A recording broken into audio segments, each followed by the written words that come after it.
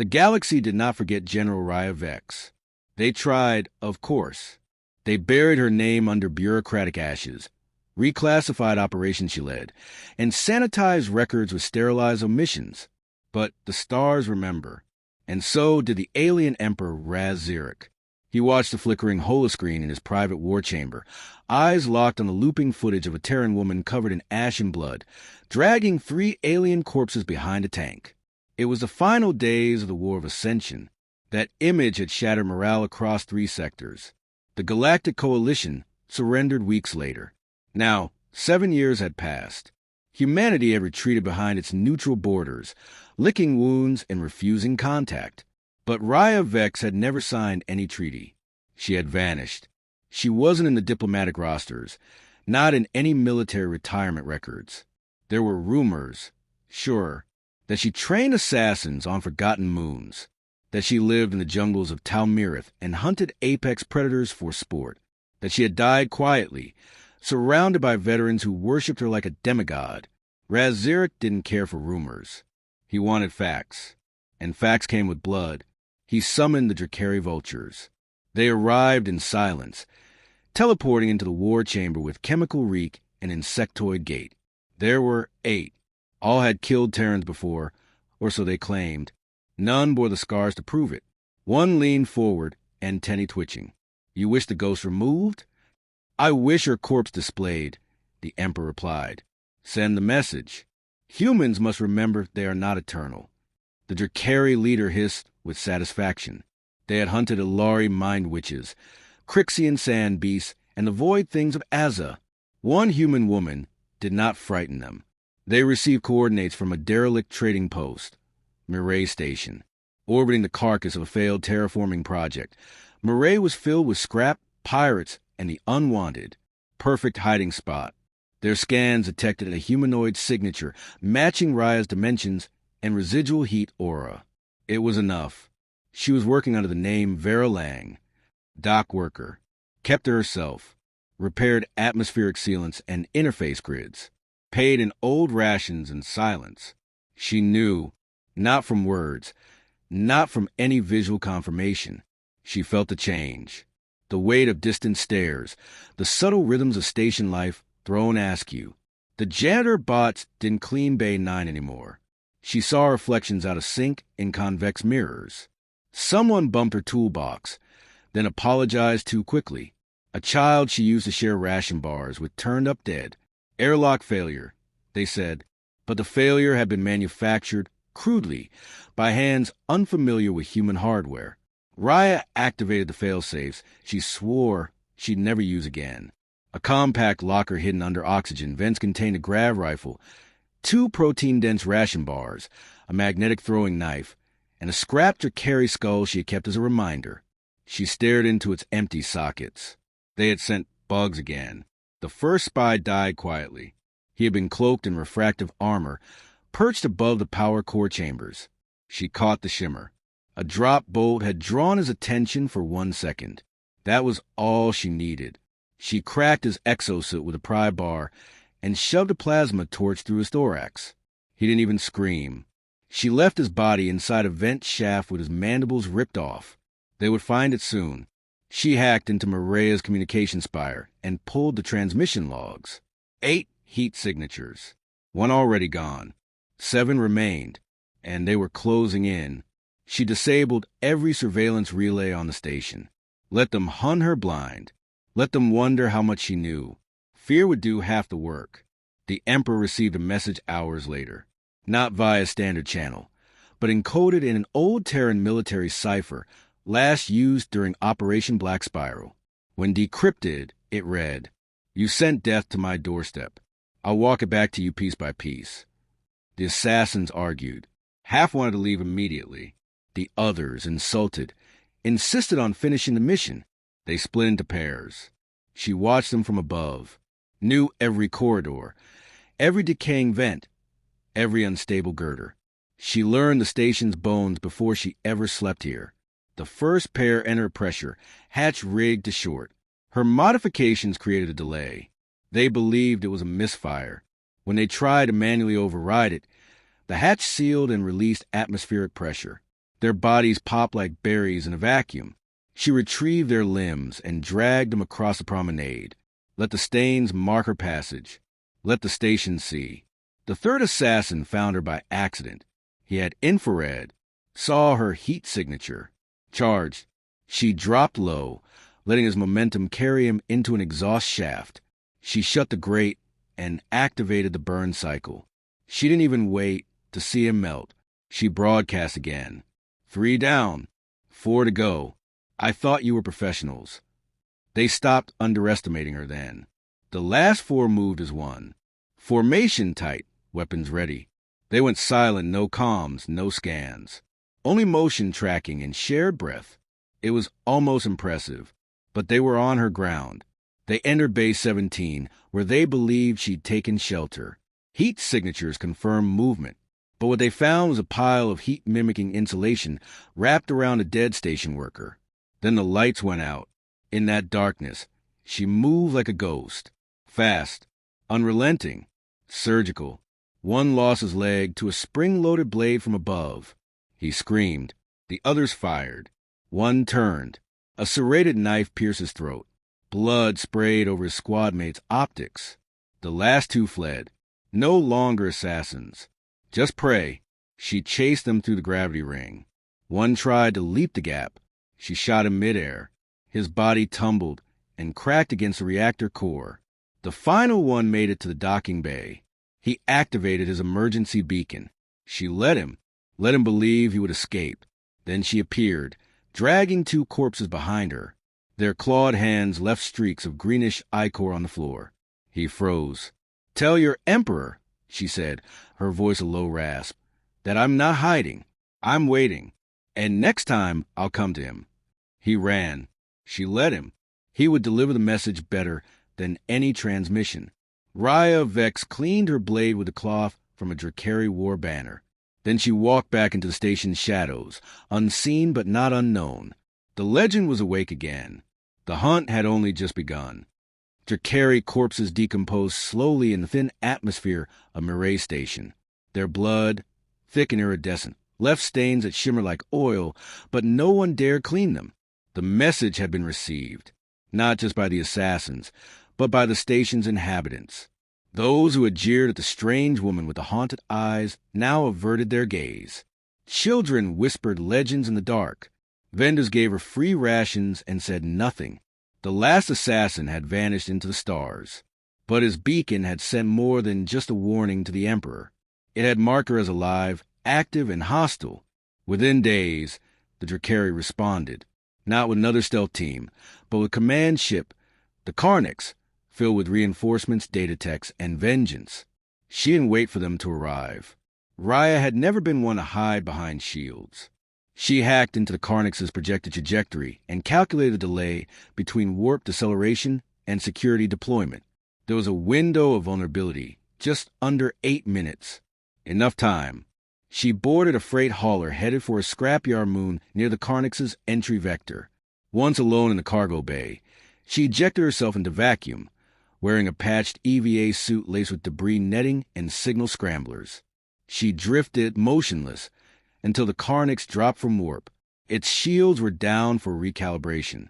She latched onto the underbelly and cut into a maintenance port with a plasma scalpel.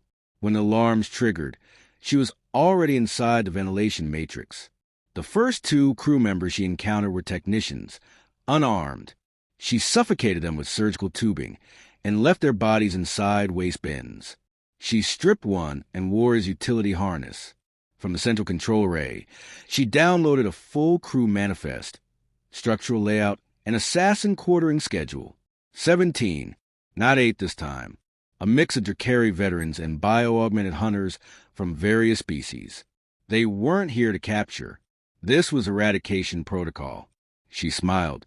She began her offensive during the rest cycle. First came the sabotage. Emergency systems rerouted. Oxygen regulation delayed in non-critical sectors. Pressure shifts calibrated for destabilization. The assassins noticed, but too late. The rooms they gathered in to discuss anomalies became their tombs. She poisoned their air scrubbers with neurosuppressants. 2 choked mid-sentence, convulsing as their eyes liquefied. The others fled into the ship's armory, but she had already set charges in the access corridor. The explosion was controlled, intentional. 1 dead, 2 crippled. She approached the wreckage and used one of their fallen to trigger retinal locks.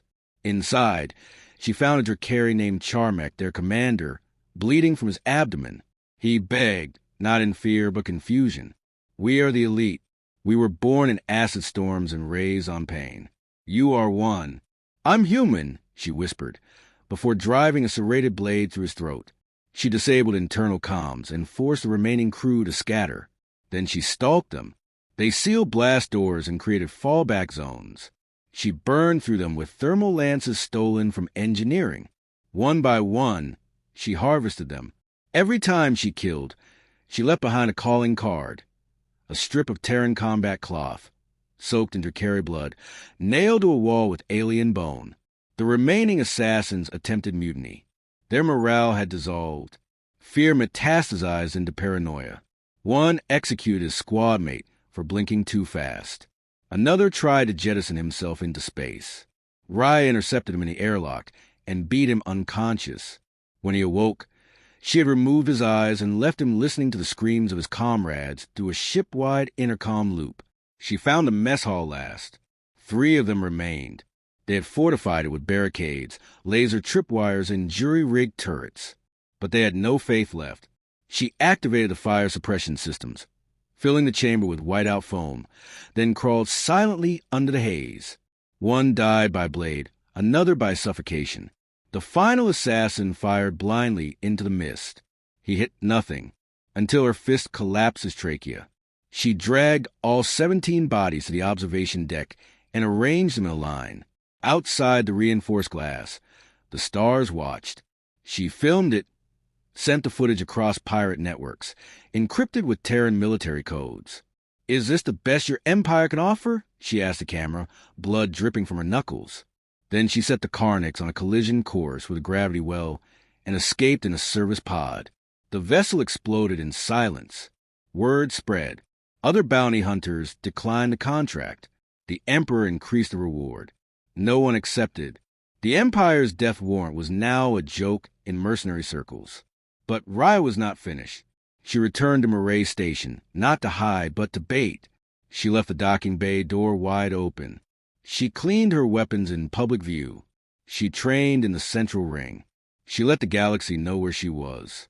This time, they didn't send assassins. They sent monsters. 6 genetically altered, vat-born killers. No memories. No mercy. No morals. The Empire's black project, the Orphean strain, engineered to feel no pain, with exoskeletal armor bonded to living tissue. Each one trained on synthetic simulations of human tactics. They arrived like gods of war, towering, clad in obsidian shells, armed with antimatter cleavers and pulse detonators. They landed in a thunderclap of kinetic displacement, and within seconds had neutralized Morea's external security. The station screamed. Raya watched them come. Then she disappeared into the walls. The Orpheans moved with mechanical precision, cleared sectors, executed civilians for concealment. Their processors adapted to resistance patterns. They deployed spider drones into crawl spaces. They thought in unified waves. They were perfect, until they weren't. The first sign was loss of connection to their lead unit. The second was a power failure in Bay 3. The third was the voice that played on every station speaker. Your perfection was calculated. Mine was forged. Come see the difference. They split into triads. Began system-wide sweep. The first was lured into a chamber where electromagnetic fields were reversed. The Orphean's armor bonded to walls, pinned. She entered with a monomolecular blade and sawed until its screams became wet gurgles. The second group found a room filled with heat signals. Only after entering did they realize the signals came from cooling units configured to mimic human biosignature. She ignited the floor with thermite.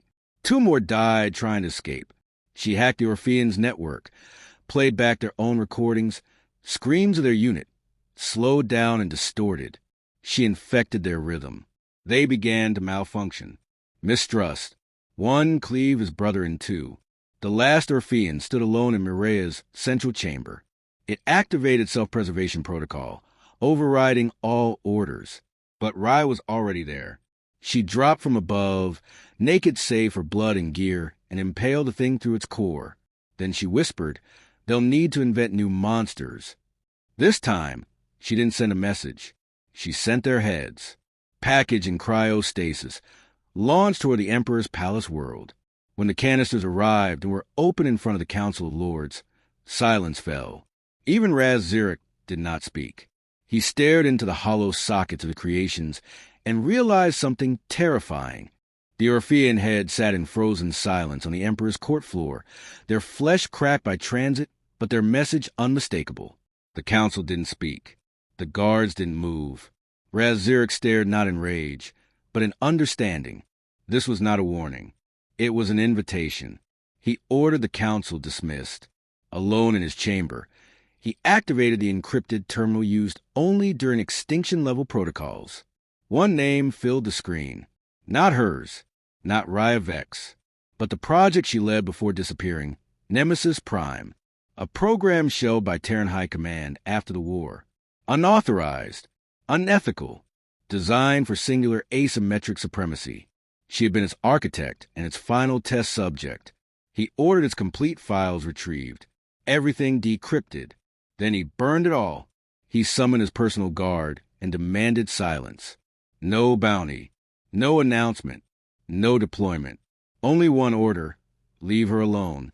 Not out of fear, but containment. Let her burn out on her own. Let her remain myth. But the message had already spread too far. Some took the heads as proof of weakness. Pirate kings, slaver lords, warlords from fallen empires. Each dreamed of rising on the corpse of a legend. They didn't unite. They didn't coordinate. They simply came, believing themselves exceptional, believing she would finally fall. She didn't run. She drew them in. Each time they arrived, she met them with something worse than war. Not an army, not even technology. Just tactics honed to perfection, traps laced with cruelty, and weapons assembled from debris and rage. A mercenary fleet blockaded Mireille Station. She gutted one of their ships with a stolen mining laser, causing a cascade explosion that consumed 5 vessels. Survivors found their crews nailed to the hulls of escape pods. A cyber assassin from the Archon East Syndicate infiltrated her sleep chamber. She caught him with a loop security feed and replaced his neural uplink with a spike of copper. Then she forced his dying brain to broadcast a final message. "I found her. I was wrong." A gas giant enforcer launched a biological agent designed to target human respiratory patterns. She repurposed a delivery drone to disperse a reactive enzyme that ignited the compound mid-atmosphere. The resulting firestorm was visible from orbit. After the third attempt, no one sent professional killers anymore. They sent monsters dressed as men, hoping madness could outmatch her mind. It didn't. She understood madness. She had walked through it, bathed in it, learned its angles. She stopped waiting. She hijacked a cargo ship running under a false registry, vented its crew, and piloted it to the edge of the Draxus cluster, where the Drakari Command had relocated their operations. She slipped through their defenses, entered their station through a refused port, and initiated controlled depressurization to scatter their patrol units. She moved through them like a storm of knives. No one saw her until they were dying.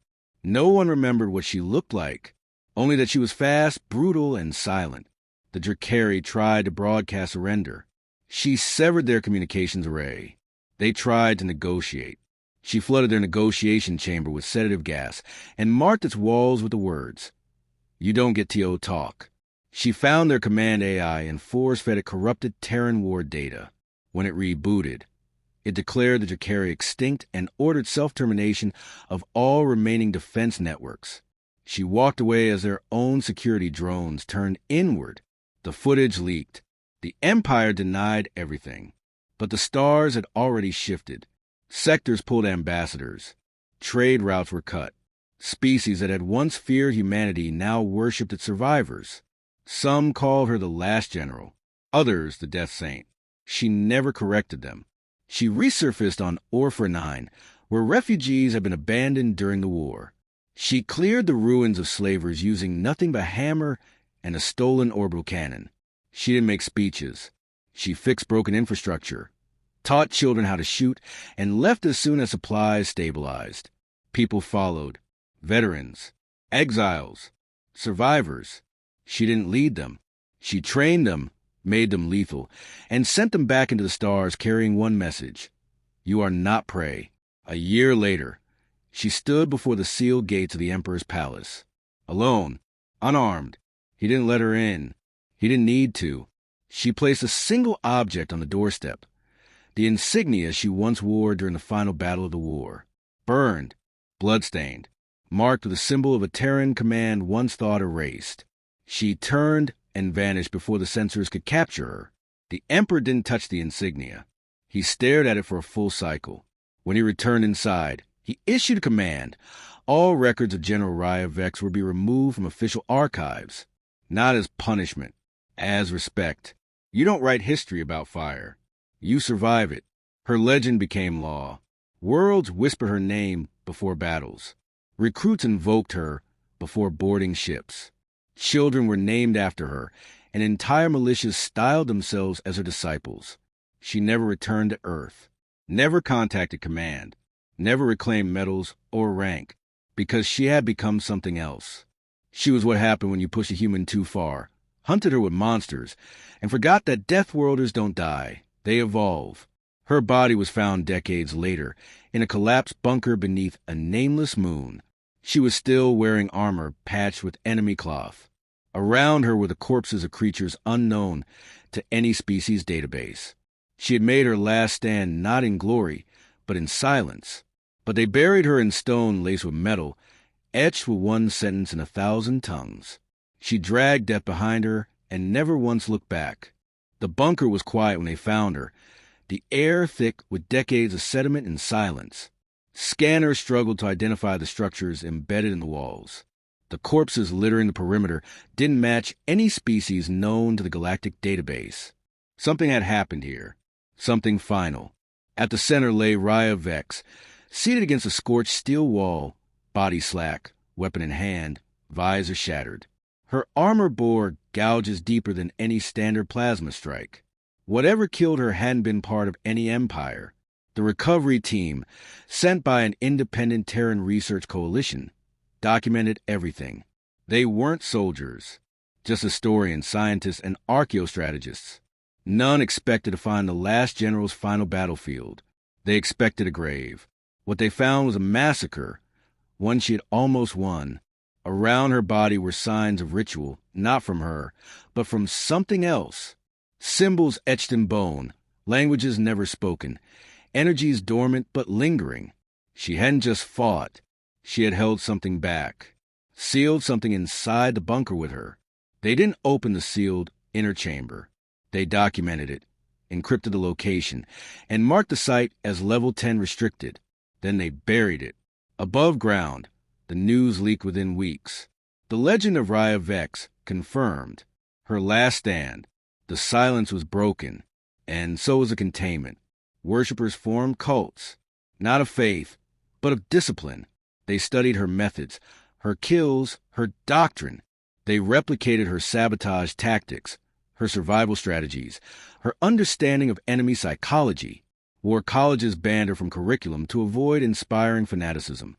That only amplified her reach.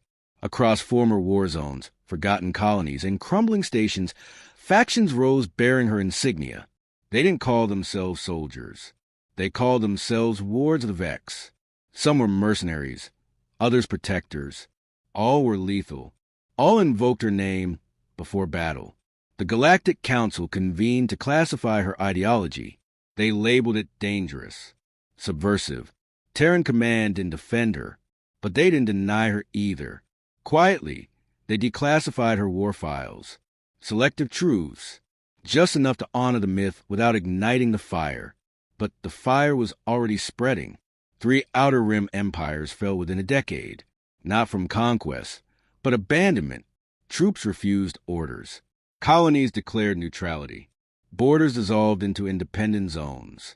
The phrase appeared again and again in intercepted communications. She showed us another way. The Empire, broken by fear, began to collapse inward. Raz-Zarek, once revered, grew silent. In his final address, he simply said, "We tried to kill a human. We made a force." Then he vanished. Mireille Station, once rotting, now pulsed with energy. Pilgrims, not zealots, arrived seeking knowledge, not worship, understanding. The site became neutral territory, protected by no faction, respected by all.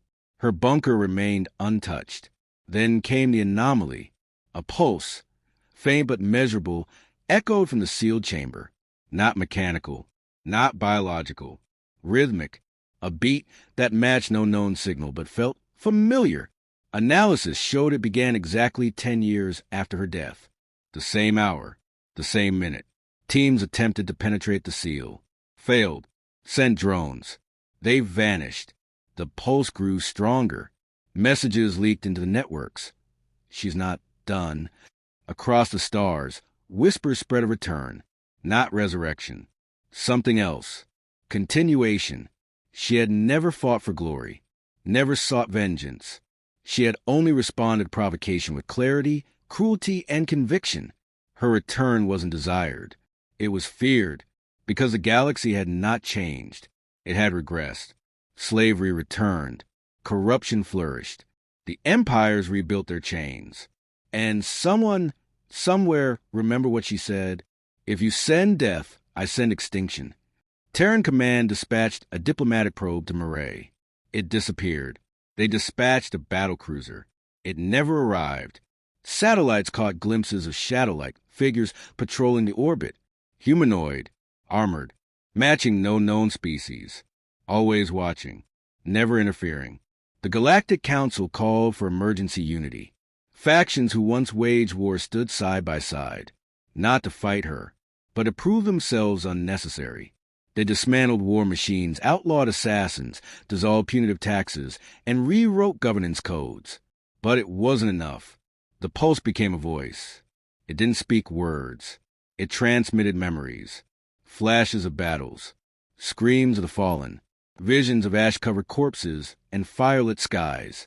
Across the network, veterans collapsed, overwhelmed by images they had buried. The transmission wasn't data. It was experience.